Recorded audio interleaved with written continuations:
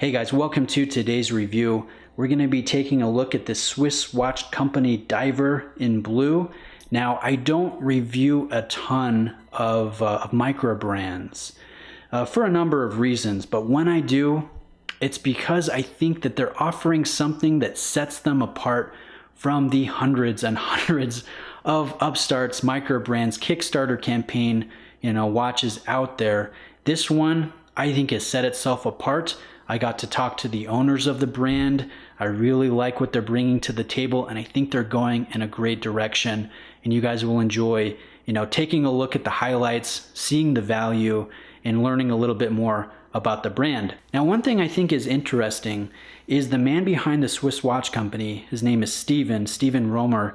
He made a career with the Swatch Group. He oversaw the production of millions of Swatch brands or Swatch watches under various brands. So he has a vast amount of experience. He knows the supply chain. He has relationships within the business, and he's able to bring to market his own design that carries some impressive components and compounds that you really just don't see south of $500. So this one retails at $475 on blue. There are some other color options, and I'll put a link to those in the description for those of you that are interested. But let's talk about some of these elements here. We have a Solita SW200 movement that's regulated in 3 different positions. So nice to see a Swiss-made movement in here. We have a ceramic bezel. You guys can see carries a very nice 3D texture to it. And the indexing kind of has this polished finish, so you get a little bit of light play off of it, and it ends up just looking very attractive. This is the bezel action. It's among the nicest that I've handled at the price point.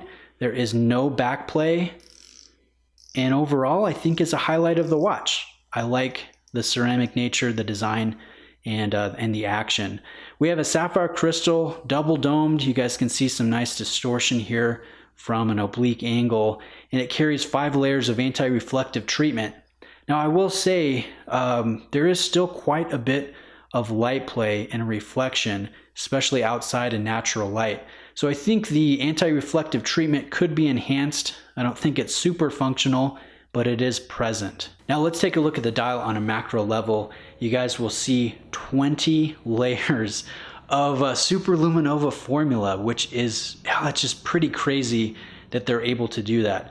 Most brands, they print 3 levels of superluminova. This is 20 applications of superluminova. So in low light situations, it's just a torch. It's among the best I've seen at any brand. And that's saying something, because I've seen some pretty awesome ones from the likes of Seiko and Tudor. So the luminescence is awesome. Now let's go back to the dial. You'll see a high level of contrast between the dial and these markers, and that's due to the fact that they're using a compound on the dial that emits no reflection. It doesn't reflect any light.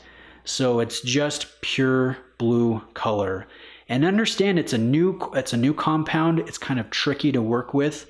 And if you accidentally touch the dial as you're assembling the watch, that dial needs to be thrown away because it's ruined at that point. So it's interesting that they're able to use that here on this texturized blue dial. I do see a nice level of contrast between the 20 layers of lume and that texturized blue dial. Now let's turn the watch over and take a look at this traditional oil pressed case back, which is very uncommon again at the price point. Normally you see that in more expensive watches that are north of $1,000. But the advantage of oil pressed, you don't have to heat treat it afterward, and you get a higher level of detail. So going in on a macro level, you guys can see very crisp, defined ridges and elements here to this case back. It's really quite well done. And you guys can see this one is a numbered edition. You'll get an individual number since it's a fairly low production when it comes to number of units. So I like that. Again, there's just a lot of nice things about the watch. The ceramics, the sapphire, the action, the luminescence, the case back, the movement. Even the bracelet is very well done. It kind of reminds me of the Sumo bracelet in terms of style and design. We have a raised center link here with polished edges on either side of that raised link. And if we turn the watch over, this is the clasp. You guys can see it's milled. It's nice and thick. It's a push button release. You do get a half link on that side and as well on this side. Now there is no micro adjust, but I understand that Swiss watch company is developing a ratcheting system for a new clasp and a future generation. And if you're also not interested in the larger size, the 44 millimeter size, I understand they're looking into producing a scaled down version for those of you that have smaller wrists and smaller sport watch preferences. So in the end, I think you guys can see where the value is, where your money's going. You're getting quite a bit for under $500.